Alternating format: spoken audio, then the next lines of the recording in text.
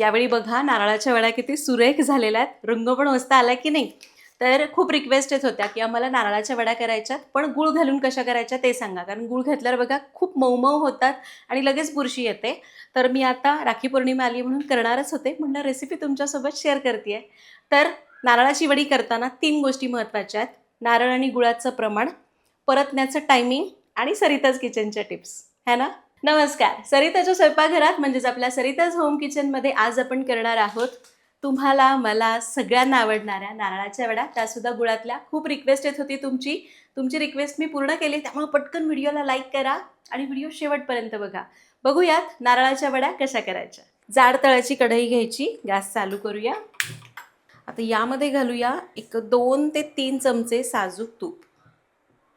आता पहिली टीप, थोड्याशा तुपावर नारळ भाजायचा, ज्याने काय होतं ना, वडी जास्त दिवस टिकायला मदत होते. शिवाय नारळ ना थोडासा भाजला जातो आणि डायरेक्ट गुळामध्ये घालायचं नाही. डायरेक्ट गुळात घातला तर कदाचित आपल्याला ना ते मिश्रण असं चांगलं असं ओलसर मिळणार नाही आणि पाहिजे तसं परतता येणार नाही. त्यामुळे आधी नारळ थोडासा तुपावर भाजूया. तर नारळाचा चव काढला आपण जाड तळाच्या कढईमध्ये. तर आता नारळाचं प्रमाण सांगते. आपण या वाटीने 3 वाट्या नारळ घेतला. तर नारळाचा चव झाल्यानंतर असं खूप भुसभुशीत भरायचं नाही किंवा खूप दाबून दाबून भरायचं नाही. हलक्या हाताने दाबत दाबत भरायचा, तेव्हा ते प्रमाण व्यवस्थित घेतलं जातं. या वाटीने 3 वाट्या ओल्या नारळाचा चव घेतला. त्याच वाटीने आपल्याला घ्यायचा आहे 2 वाट्या चिरलेला गूळ. तुम्हाला प्रमाण कमी करायचं आहे तर साधारण 1 पावणे 2 वाटीपर्यंत गूळ घ्या. त्यापेक्षा कमी केलं तर गोडी तर येणार, कमीच येईल, शिवाय बाइंडिंग येणार नाही. त्यामुळे इतकं प्रमाण तर घ्यावंच लागतं. आता हा नारळ आपण 2 ते 3 मिनटं तुपावर भाजूया. तर नारळ एक 2-3 मिनटं चांगला परतला, असा हलका सुवास येतोय. आता याला एका ताटामध्ये काढूया. तर नारळ भाजला, मस्त सुवास येतोय.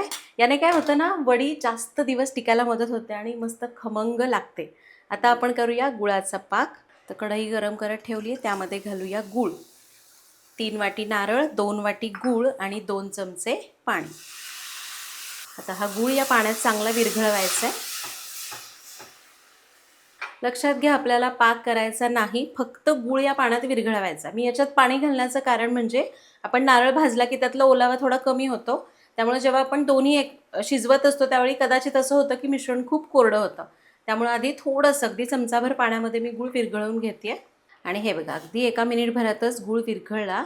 गॅस कमीच ठेवूया आणि यामध्ये घालूया भाजलेला नारळ. आता याला आपण चांगलं आधी मिक्स करून घेऊया. आता आपण याला मिक्स केलं. आता तुम्ही बघाल याला अजिबात चिकटपणा नाही आहे.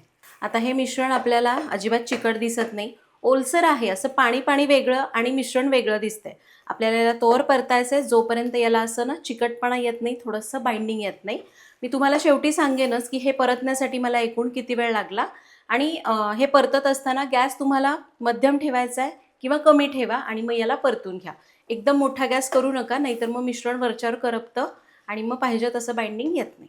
चला, आता मी याला परतून घेते आणि मग मिश्रण तयार झालं की मग तुम्हाला सांगते की मला हे परतण्यासाठी एकूण किती वेळ लागला. म्हणजे तुम्हाला टायमिंगचा गोंधळ उडणार नाही. तर तुम्हाला प्रमाण समजलं, टायमिंग समजलं आणि टिप्स पण समजल्या. फक्त आता शेवटी सांगेन की मिश्रण कधी तयार होईल. आणि मला बरेच जण विचारतात की ओला नारळाचा चव कसा करायचा. तसं तर पारंपरिक पद्धतीने नारळाचा चव हा नारळ खोवून केला जातो. म्हणजे आपली विळी असते, तिला अशा दात्र्या असतात, त्याच्यावर घासून घासून तो नारळ असा खोवला जातो. खोवण्याचे पण वेगवेगळे यंत्र असतात. पण आता मी काय करते माहिती का, त्याला बराच वेळ जातो. मग मी नारळ फोडला की त्याची काळी पाट खरवडून काढते. नारळ स्वच्छ धुवून चांगला पुसून टिपून घेते आणि मग त्याच्या चकत्या करून मिक्सरला फिरवते. अशा पद्धतीने ओला नारळाचा चव करता येतो. पण ती पाट खरवडली की मग पांढरा शुभ्र नारळाचा चव मिळतो. तुम्ही कुठल्याही पद्धतीने करू शकता. आणि हे बघा, एक नारळ परतत येऊन एक 2 ते 3 मिनटं झालेली आहेत. आता बघा, हे पाणी एक्स्ट्राचं जे मगाशी होतं ना खूप सारं, ते निघून गेलं आहे. हलकासा चिकटपणा आहे, पण पुरेसं बाइंडिंग आलेलं नाही. आणखीन परतावं लागेल. तर आता मी मिश्रण भाजत येऊन जवळपास 10 मिनिट होत आलेली आहेत. हे होत आलं आहे पण अजून झालं नाही, या दाखवते. तर हे बघा, एक 10 मिनटं होत आली आणि हे मिश्रण बघा आता थोडं थोडं चिकट लागतं आहे, थोडंसं जड वाटतं आहे फिरवायला. पण अजून ना पाहिजे तसं याचं बाइंडिंग येत नाही, म्हणजे ना थोडा थोडा गोळा व्हायला पाहिजे. आपण याला अजून एक 3 ते 4 मिनटं परतून घेऊया. तर अजून एक 4 ते 5 मिनिटांनी आणि पाकामध्ये नारळ गेल्यापासून एकूण 15 मिनिट झालेली आहेत. गॅस मी सुरुवातीला मध्यम कमी करत होते आणि शेवटचे 5 मिनटं एकदम कमी ठेवला आणि आपलं हे मिश्रण तयार झालं आहे. हे बघा असं मगाशीपेक्षा ना हे आता जास्त चिकट लागतं आहे आणि जेव्हा मी असं फिरवते आहे त्यावेळी जड लागतं आहे. आणि हे बघा असं ना पांढरट दिसतं आणि जेव्हा आपण याला असं दाबतो त्यावेळी याच्यातनं रस येत नाही. याचा अर्थ याच्यातला पाण्याचा अंश बरोबर निघून गेलेला आहे. हवा तेवढा ओलसरपणा याच्यात उरला आहे. यामध्ये घालूया वेलची पावडर, एक अर्धा चमचा. याला मिक्स करून घेऊया. गुळाच्या वडीचा एकच प्रॉब्लेम होतो जेव्हा तुम्ही त्याला ना थोडंसं पाणी त्याच्यात शिल्लक असतं तोपर्यंत त्याला परतलं आणि सेट केलं की ती वडी सेट होणार नाही किंवा खूप अशी मऊ सेट होते, अशी खूप अलगद उचलावी लागते. त्यामुळे ना थोडंसं चांगलं परतून घ्यायचं, म्हणजे ना असं गोळा झाला पाहिजे. असं दाबलं ना त्यातनं असं खूप ज्युसी नाही दिसलं पाहिजे, हलकंसं प्रेस झालं पाहिजे पण आणि जस्ट थोडंसं तेल सुटलं पाहिजे. तेव्हा समजायचं की आपलं हे मिश्रण तयार झालं आहे. आणि हलवताना जड गेलं पाहिजे. आपलं हे मिश्रण छान सेट झालं आहे. गॅस बंद करूया आणि याला गरम असताना सेट करूया. चला, तर आता ताटाला आपण बटर पेपर लावून घेतला आहे. तुम्ही डायरेक्ट ताटाला तूप लावून वडी थापली तरी चालणार आहे. आता आपण काय करूया, हे मिश्रण गरम असतानाच याच्यावर काढून घेऊया. इथं आपल्याला थोडे पटापट हात चालवायचे आहेत. मिश्रण गरम आहे. आता याला असं एखाद्या स्पॅच्युलानी वगैरे थापून घ्यायचं किंवा उलथाण्याने पसरवून घ्या. ही वडी खूप अशी पातळ करायची नाही, थोडीशी जाडच ठेवायची. ही वडी मी पसरवून घेतली. आता एखादी सपाट तळाची वाटी घ्यायची, त्याला थोडंसं तूप लावून याला थापून घ्यायचं, म्हणजे सगळं छान एकसारखं सेट होतं. याला मी सगळीकडनं असं सेट करून घेतलं आहे. हे बघा मस्त वडी थापली गेलेली आहे. वरून थोडेसे पिस्ते घालूया आणि पिस्ते याच्यामध्ये वाटीने दाबून थोडेसे सेट करू. पण लक्षात घ्या बरं का, ही जी प्रोसेस आहे ही आपल्याला वडीचं मिश्रण गरम असतानाच करायची आहे. इथं मी बटर पेपर लावला आहे म्हणजे वडी सहज निघेल. पण तुमच्याकडे बटर पेपर नसेल तर सरळ ताटाला तूप लावायचं, तेल लावायचं आणि ही वडी सेट करायची. पण गरम असताना. ही तरी गुळाची वडी आहे, साखरेची वडी तर आणखीन जलद करावी लागते.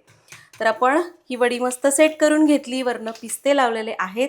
आता ना ही थोडी कोमट होऊन द्यायची, एक 10 मिनटं अशीच ठेवूया आणि मग याच्या ना चिरा पाडून घेऊ, म्हणजे वडी कापायला सोपी जाते. तर एक 10 मिनिट झालेली आहेत. वडी अशी हलकी कोमट आहे, चांगली सेट झाली आहे. हे बघा वडी अशी छान सेट झाली आहे, हलकी कोमट आहे. आता एखादी अशी प्लेन सुरी किंवा धारदार उलतानं घ्यायचं आणि या वड्यांना कट देऊन घ्यायचे. तुम्हाला जशा लहान मोठ्या आवडतात त्याप्रमाणे वड्या कापून घ्या. छान झाली आहे ना वडी सेट.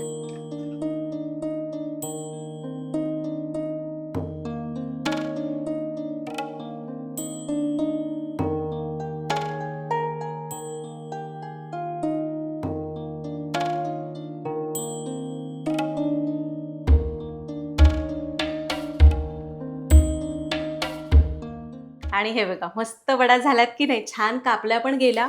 परफेक्ट कन्सिस्टन्सी आली आहे बरं का, म्हणजे खूप जास्त अशा मऊ पण होत नाही किंवा एकदम कडक पण होत नाही, परफेक्ट होतात. आणि या कन्सिस्टन्सीवर तुम्ही जर मिश्रण परतलं ना तर या वड्या एक 10 दिवस ते 12 दिवसापर्यंत चांगल्या राहतात. तुम्हाला आणखीन थोड्याशा कुरकुरीत पाहिजे तर मिश्रण आणखीन परतावं लागेल, पण पटापट मिश्रण थापावं लागणार. चला, आता मी वड्या तर कापून घेतल्यात, या हलक्या कोमट आहेत, यांना संपूर्ण गार करूया आणि मगच काढूया. तर 1 तास झालेला आहे, वड्या छान गार झालेल्या आहेत, म्हणजे संपूर्ण गार झाल्या की मगच काढा, कोमटसुद्धा ठेवू नका. वडी काढून घेऊया. आता ना सुरुवातीला आपण कडेची एक वडी काढू. हे बघा छान झाली की नाही सेट, मस्त. बटर पेपर लावला ना की लगेच निघतात या.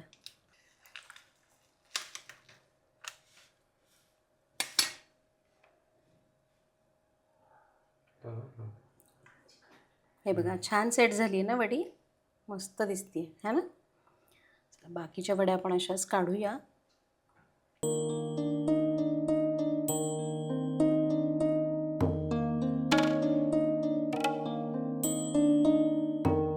आणि आपल्या ह्या वड्या तयार झाल्यात. बघितलं ना, करायला किती सोप्या आहेत. म्हणजे ना इन अर्धा तास लागतो आणि या वड्या तयार होतात. म्हणजे मिश्रण भाजायला 2 मिनटं, त्यानंतर पाक करायला 2 मिनटं आणि त्यानंतर दोन्ही मिळून भाजण्यासाठी एक 15 ते 17 मिनटं. आणि वडी सेट झाली की त्यानंतर मग कापून घ्यायची. करायला एकदम सोपी आहे. इथं सांगितलेलं प्रमाण पहिलं तर वापरा. नारळ मोजताना कसा मोजायचा ते पहिलं लक्षात घ्या. आणि दुसरं म्हणजे मिश्रण परतत असताना त्याचं जे टायमिंग मी सांगितलं ना ते लक्षात घ्या. गॅस खूप मोठा करू नका, एकदम कमी पण ठेवू नका. मध्यम कमी करत परता, म्हणजे खूप जास्त वेळ लागणार नाही. आणि वडी सेट करतानाच्या टिप्स लक्षात ठेवा. हे जर तुम्ही फॉलो केलं ना, तुम्ही परफेक्ट नारळाची वडी करू शकाल. ते सुद्धा गूळ घातलेली. साखरेची वडी पण मी शेअर केलेलीच आहे. एकदा गुळाची पण करून बघा, खूप मस्त लागते. फक्त एक सजेस्ट करेन ना, या गुळाच्या वड्या असतात ना, आपण ज्या केल्यात त्या हलक्याशा ओलसर असतात, हो की नाही? तर आपण काय करायचं, हे सेट केलं, वड्या बाहेर काढल्या की एक ताटामध्ये एक 15-20 मिनिटं पसरून पंख्याखाली ठेवा आणि मग डब्यामध्ये भरून ठेवा. मग आणखीन चांगल्या व्यवस्थित टिकतील. थोडासा ओलसरपणा कमी झाला की डब्यामध्ये भरून ठेवायच्या. करून बघा, कमेंटमध्ये सांगा. भेटूया पुढच्या भागात. Happy cooking.